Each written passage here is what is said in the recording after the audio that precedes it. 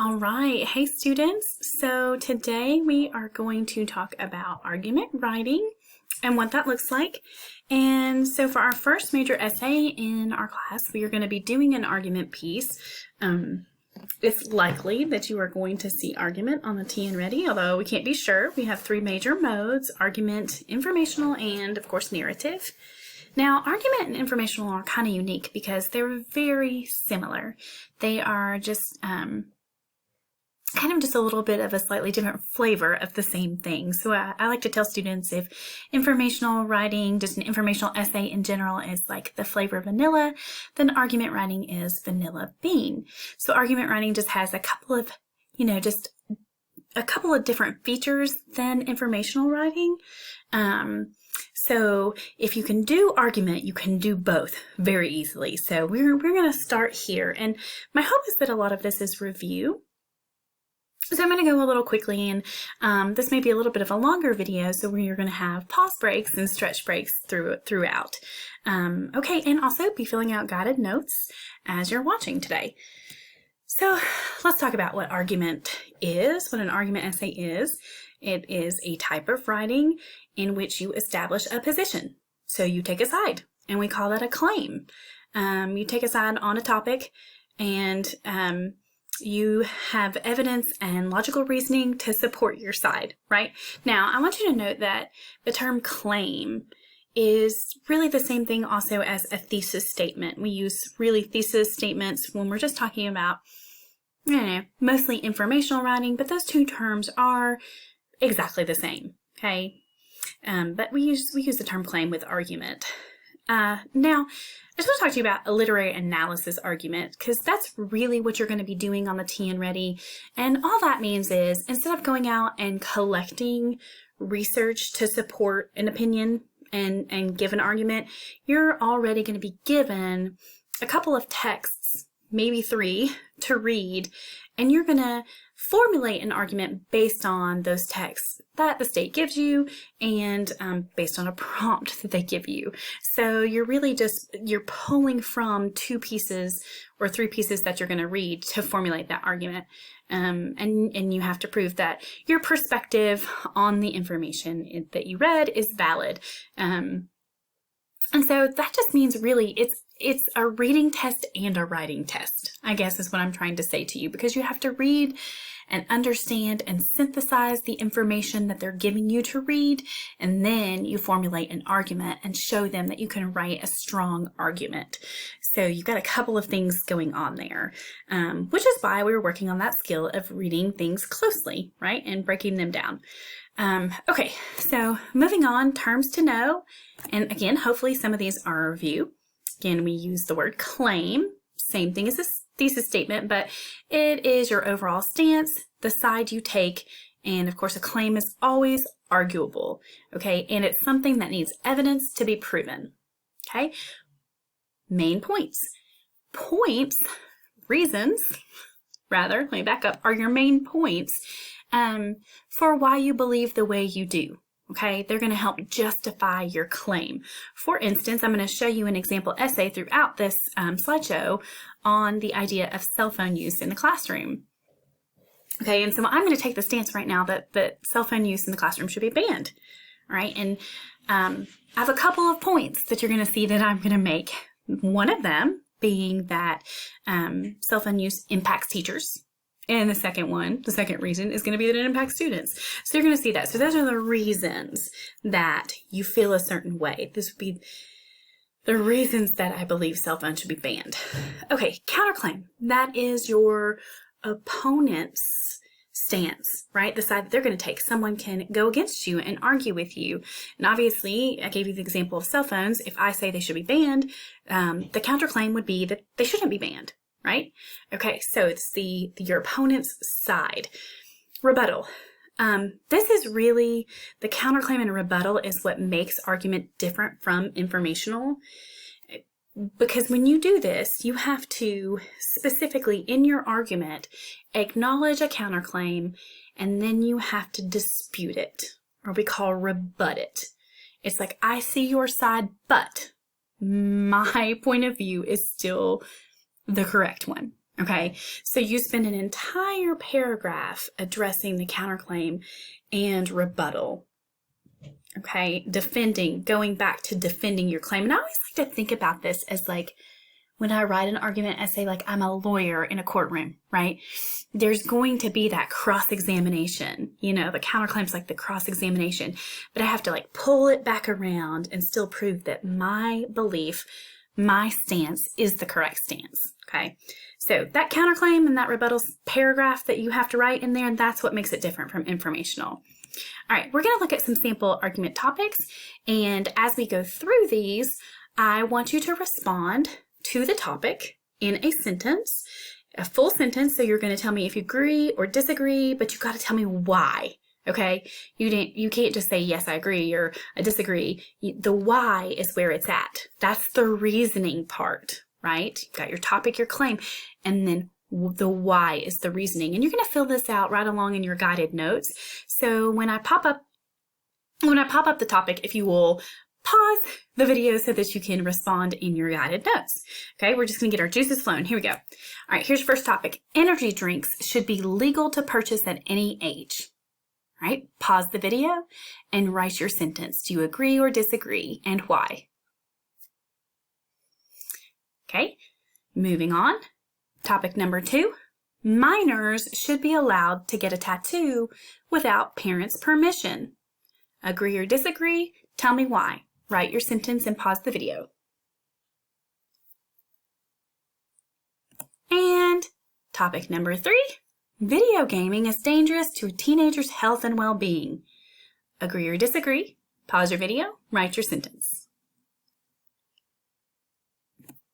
All right, that was just a really good warm-up. Okay, so let's look at all the steps for an argument essay, and throughout this whole little presentation, again, I'm going to weave in an example essay, and we're going to examine all the different parts of it. Okay, the first thing I want to point out is just the overall skeleton, the overall picture of what an argument essay looks like. Okay, now again, argument and informational, pretty much the same thing. Our variation comes in the body paragraphs. Now, if you're going to write a narrative piece, that's a totally different ballgame. All right, we use the plot mountain. Okay, we are writing a story and weaving a story, so that's a different kind of writing. But if you're asked to write for information or you're asked to write an argument, it looks like this. And I like to think of these kinds of essays, these formal academic argument and informational essays, they remind me of like a hamburger, right? So like your introduction and your conclusion are your two buns, okay? They are like your bookends.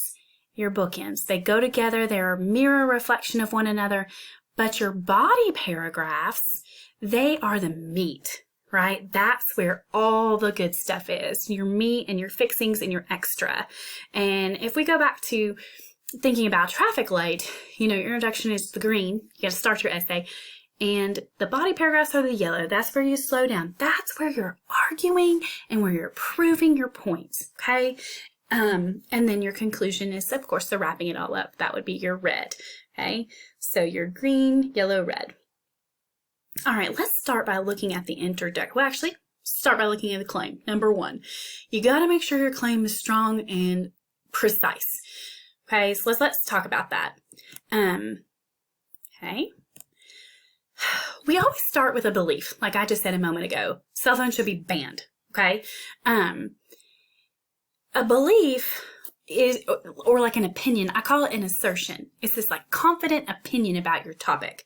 So for example, if you believe or you think that it is wrong for social media to collect and sell our data, a strong assertion would be, it is wrong for social media sites to collect and sell data on us users. Totally agree with that. But like, why do I feel that way? I want to be more specific. The more specific my claim, the better. So this is actually a more precise and more focused claim, and I'm going to show you why. So I've added some detail here. It is wrong for social media sites such as Facebook to collect and sell data on its users for financial gain, right? They're not just collecting information to see trends, but if they're using that data for financial gain, that feels wrong. So that is a more precise and more focused claim, and I like it. So again, trying to be focused and precise is important.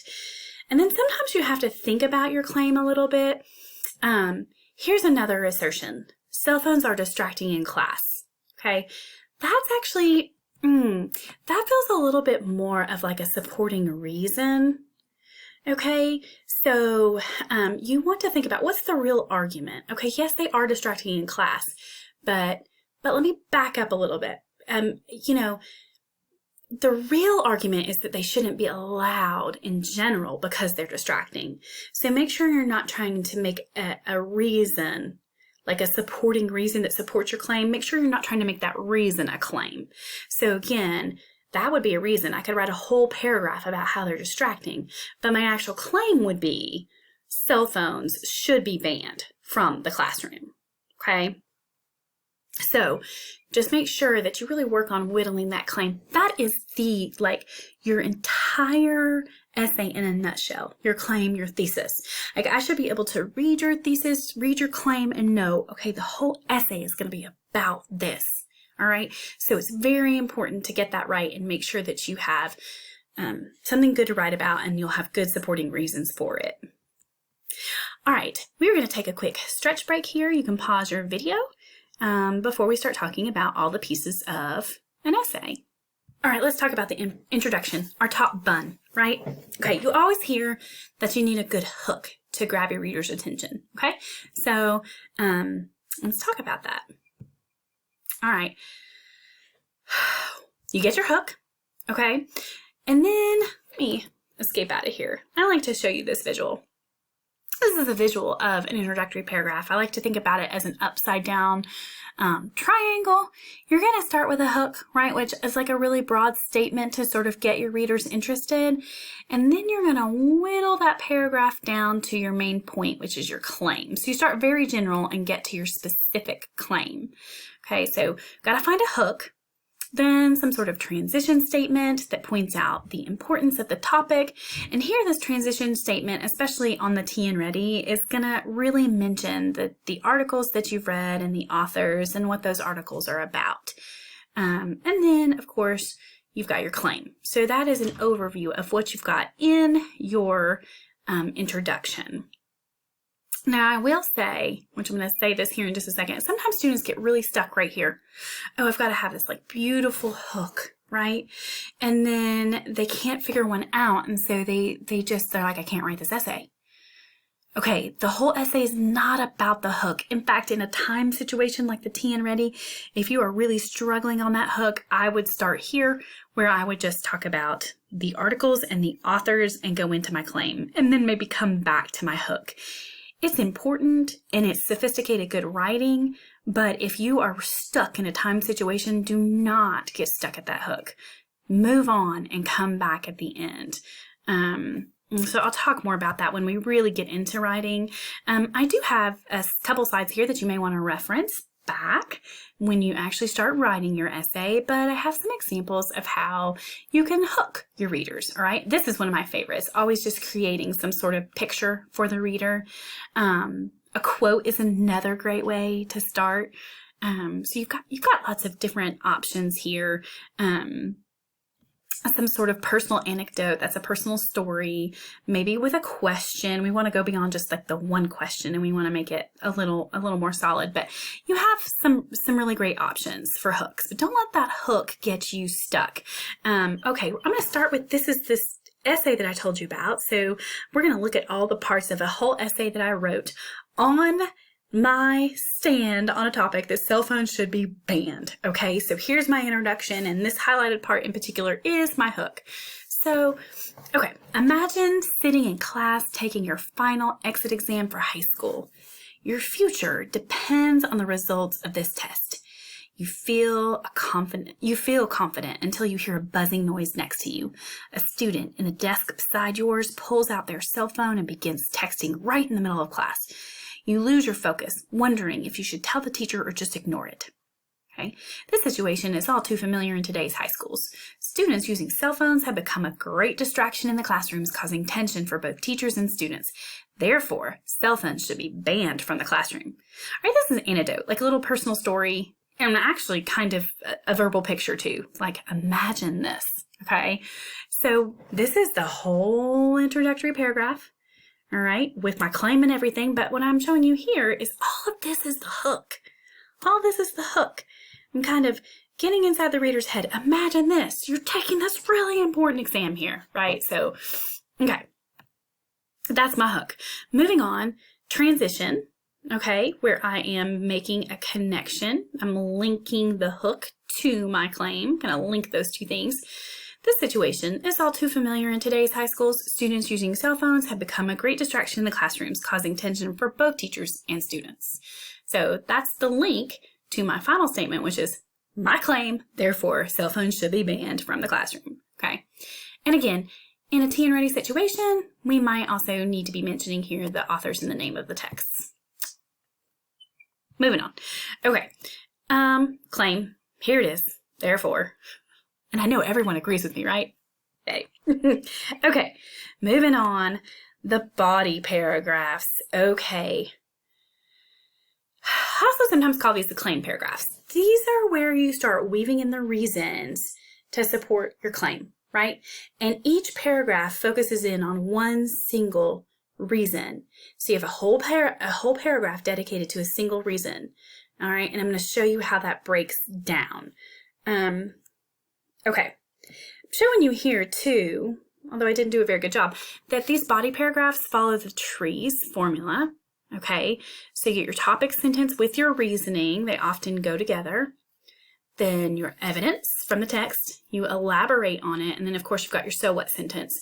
I'm also throwing a couple other things in here that you need to really remember, and that's how important transitional words or phrases are. They really help your thoughts flow from one idea to another, and then you also have to cite your sources, and that means giving credit when you're using text evidence, giving credit back to the person who wrote that.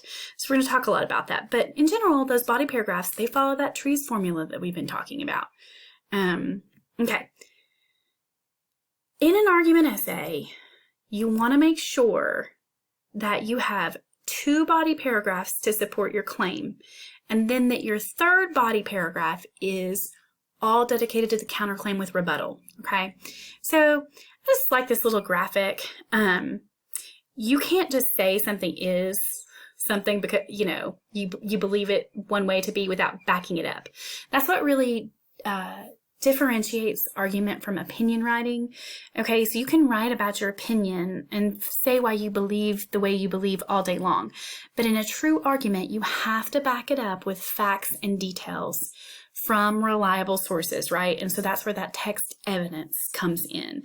That's what makes your reasoning strong, right? That's what's going to get you to be able to persuade someone if you're trying to, in fact, persuade them, when you have hard, cold facts and details and evidence and data to back up what you're saying. Okay, moving on. Elaboration. We're going to spend some time here. This is a big part of the trees paragraph, and I can already see by some of the trees paragraphs that you wrote on theme that this is an area where we really need to work, and that's pretty typical for freshmen coming in.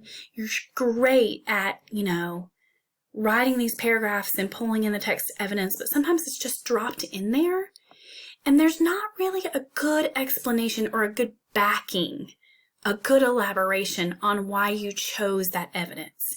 You really need to take your own words and massage why that evidence is important and how it supports your argument, okay? You want to connect the evidence to your claim, and so you really got to work on this skill. It's the way that you're going to convince your reader. It builds the essay. It pushes you beyond, look at that typo. It pushes you beyond those tiny, little 3-sentence paragraphs. You really, really want to focus in here, and I'm going to teach you how to do that. Okay, so this is going to be a slide that you're going to want to reference definitely later, and we are actually going to do a whole separate lesson on how do we elaborate and explain and really pull more thinking into that evidence. And we're going to do that in a 2-step process, which is thinking about what our evidence actually says and means, and why that matters. Okay, like why should our readers care about it, and actually how does the evidence connect back to our claim? So you can no longer just say, this evidence shows that cell phones should be banned. You have to really explain, what does that evidence mean? Why did you choose it? How is it important? And why should your reader care about it? This is a little example. So I've just kind of pulled this in. I guess this is on the topic of the idea that some people are thinking of cutting out physical education from being required. And of course, when sometimes just in general in schools, the arts and extracurriculars are sometimes things to go, first to go when there are budget cuts and things. And so this is on the topic that we should always have physical education in schools, okay? And so this would be like what I'm building in my body paragraph, all right? If this is my topic in my reason, physical education, we need to keep it because it improves physical fitness and reduces the risk of developing chronic diseases.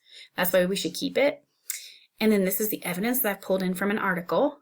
As evidenced by the article, physical activity improves kids' fitness, lowers their risk of obesity and type 2 diabetes, and helps them build strong bones and muscles. That's my evidence. So I feel like many of you are probably used to at this point saying, this evidence shows that we should have physical education in schools. All right. But really, there's got to be more. What does this evidence mean? And why should the reader care? Okay, so I need to elaborate and explain it more. Physical education encourages students to engage in regular physical activity and develop beneficial exercise habits. This is just me, really strengthening what's being said here. Regular physical activity improves an individual's overall strength and endurance. It supports a healthy lifestyle. Further, as supported by the article, teens who are physically active are less likely to develop obesity and chronic diseases. Therefore, physical education should be a required course in schools because it provides essential lifelong health benefits to students. So notice I didn't just say, this evidence proves that PE in schools is good. Really stretched. I call it popping the kernel. If you can imagine popcorn, before we pop it, it's just a little kernel, it's a little seed. Okay, and if you just kind of simply have your reason, have your evidence, and say this evidence proves, that's still just the kernel. This down here is popping the kernel. This is where the crux, the good bit of what you're trying to say is, and this is the skill we got to work on. This is what we have to kind of pull out of ourselves and support our evidence and really elaborate on that evidence, okay? So going back to that whole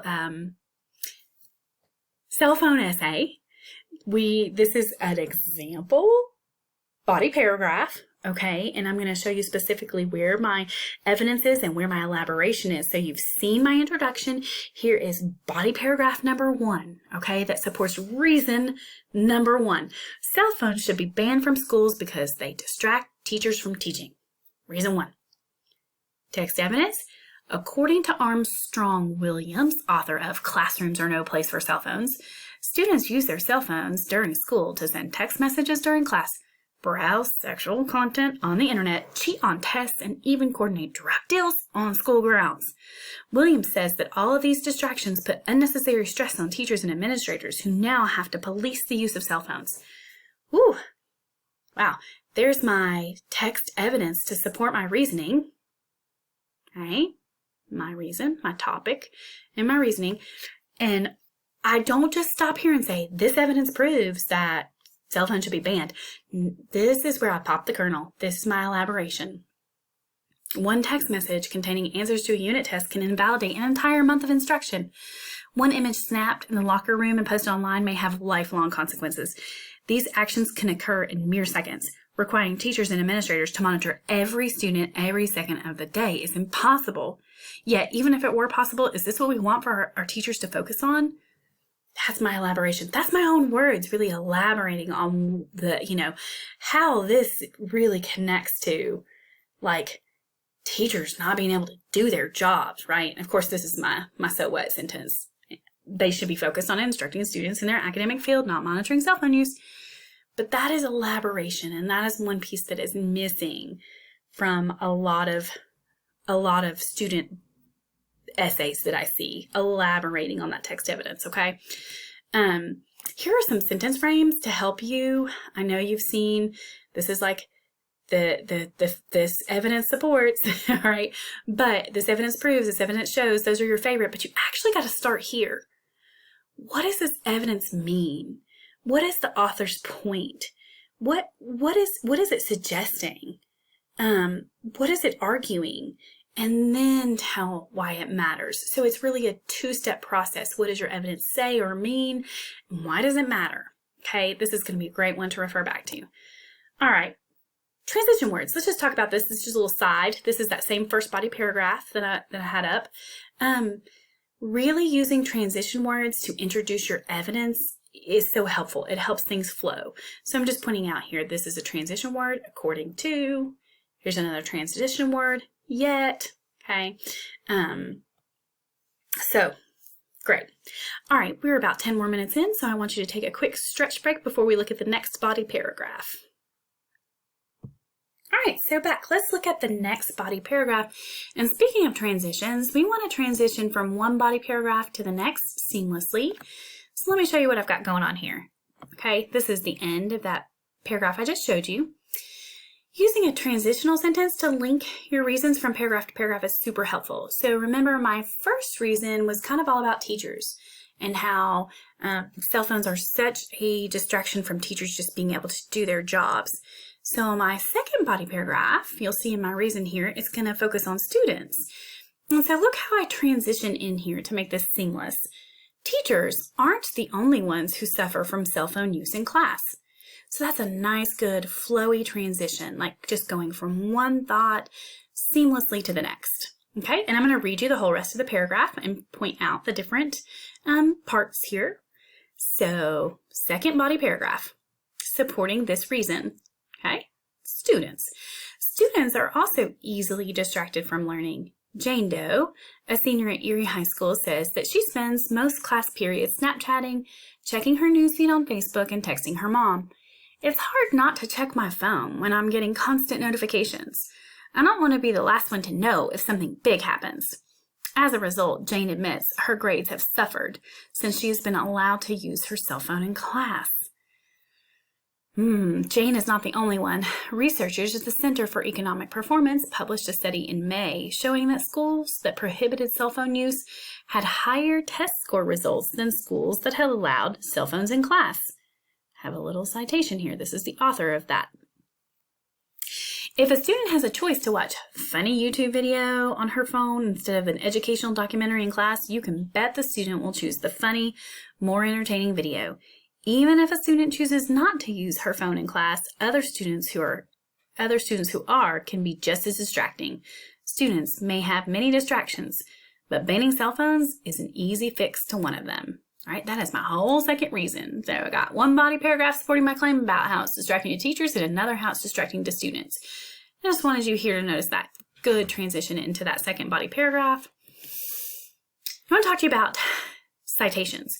It is important throughout your pieces to mention your authors. If you haven't done it in your introduction, you need to do it within the body paragraphs. Notice how I seamlessly do it here. I introduce the author, Armstrong Williams, and the title of the text. And anytime that I'm quoting something he says, I've got him included here. Williams says, okay, and I'm kind of paraphrasing what he said here after this direct quote. So these are considered in-text citations. I'm giving the author credit. And if you notice, and again, this is that same second body paragraph. You can go to that second body paragraph again. If you notice here, this time, when I was referencing this study, researchers at the Center for Economic Performance published a study.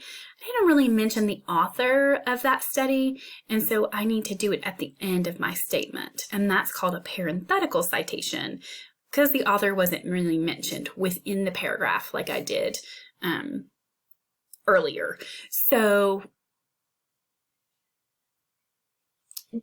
there's a kind of a couple ways to do that to make sure that you give authors credit.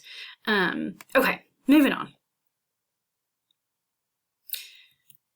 Let's look at your rebuttal paragraph. Finally, this is your third body paragraph. This is what sets argument apart, okay? You got to protect your side, right?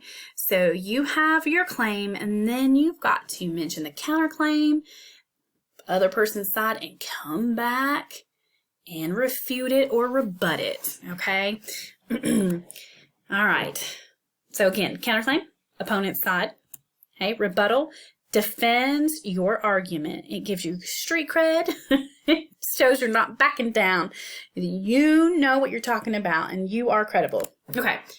It's important just to note that your rebuttal should include, of course, acknowledgement of the counterclaim, some nice transitional stems, like sentence stems to transition into that paragraph, are things like opponents will argue, some might say, okay? You need to make sure also that you drop text evidence in that body paragraph that supports your claim, all right? You don't want to support the opposite side. You're going to come back with, okay, you're going to do a comeback with more text evidence that supports your side, okay? And again, just talking about transition words, like how to do that seamlessly, you know, saying like, I might say something like, some will say students should have their cell phones, should be able to use their cell phones in case of emergency or something. But then I'm going to transition in and let my reader know I'm disputing that with words like however, or, you know, although, or conversely, okay? Here's what the data says. So transition words are important to kind of link your thoughts together, okay? I'm going to show you more of what this looks like.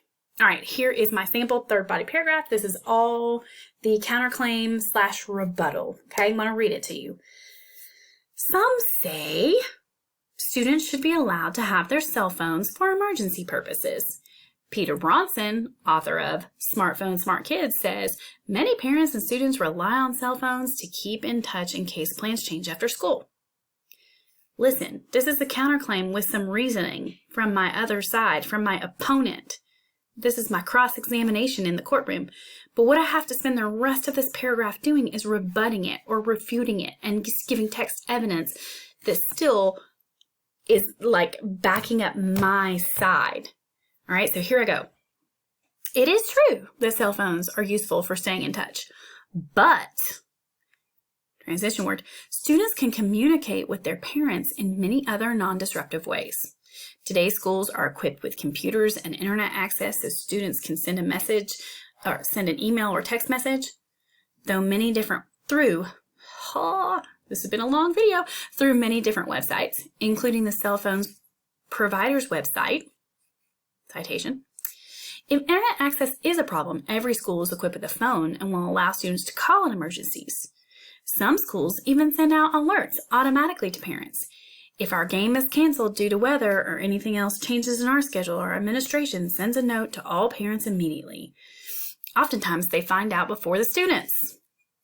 Erie Athletic Director Brian Howell says, there's my text evidence. Parents and students have survived without being able to communicate through cell phones for over 100 years, and they will continue to survive without the use of them in the classroom. Okay, I'm addressing and acknowledging the counterclaim, but I'm also refuting it. Okay, so you can see I am rebutting it right here. It's true. It's true. But I am right. Here's why I'm right. Here's more evidence to back up why I'm right. There are so many other ways to communicate. I don't have to have a cell phone to communicate. Okay, so there's my rebuttal. All right, and of course, the S in the trees, my so what, bringing it full circle, and just really in that counterclaim paragraph, having a statement that just really proves my logic, okay, over the opposition's logic. All right. showing you again how important transition words are to help you move from one thought to another. Got to give you a good list of transition words. Okay, writing the conclusion. All right, we're almost to the end of this thing. Let's take a quick break. Stretch. All right, let's get this conclusion done. Okay, so this is, again, just a mirror reflection of our introduction. All right, and I'm going to show you, of course, that same essay that we've been looking at that I have written on banning cell phone use, and how we weave a conclusion here. So let's take a look. What's important to remember is that your conclusions should really connect back to your hook, all right, and reinforce your claim, and maybe you might even have like a call to action or a solution to a problem if that's applicable. Not maybe so in my cell phone essay, but I definitely want to always also leave my reader with something to think about. So I need to mention the claim, and I need to leave my reader with something to think about. So if you remember, think of this again as this is now like a right side up triangle, okay? So I'm going to just go the opposite way of sort of what I did in my introduction. So here is my sample conclusion. Wrapping it back around to the hook. You're back in the classroom and the buzzing of your classmate's cell phone hasn't let up. Is she receiving answers for the exam? Sending images of her own test for the next class period? You've had enough, but don't want to be labeled as a narc. Essentially, students shouldn't have to worry about classroom distractions, and teachers aren't paid to be cell phone bullies. The purpose of school is to learn. So when electronic devices like cell phones prohibit learning, something must be done. A simple solution of banning cell phones in the classroom would eliminate this difficult situation. Let's make learning easier for the students, not harder. All right, so I just want to show you that I kind of started this conclusion with a sort of a wraparound, like a tie back to my hook, okay? And again, if you are in a time crunch, you know, you might not necessarily do that. I could have started here, okay? I've definitely mentioned my reasons, okay? I've got it back, but like students shouldn't have to worry about it and teachers shouldn't have to worry about them, okay? All right, transitioning into my claim here, which is what I just said, all right? Reinforcing my claim, school's a place to learn, okay? Got to do something about cell phones being a distraction, and then reinforcing some more, a simple solution of just banning them. Banning them would eliminate this difficult situation. Then leaving my readers with something to think about. Let's make learning easier for students, not harder. Okay. All right, and so that's it. You made it. You made it to the end. When we actually go to write this essay in its final form, we're going to be doing something that I know is new for you all called MLA format. And it's where your paper is supposed to look a certain way, but we're going to talk about that on a whole different video. But you have it here for reference. And this is going back to how to cite evidence within the text. And of course, we're going to talk more about that, even though I do mention it in this video. So, all right, go back and make sure that all of your guided notes are filled out. And you may have to rewind some of this. And of course, let me know if you have any questions. I am so excited for us to write our first argument together.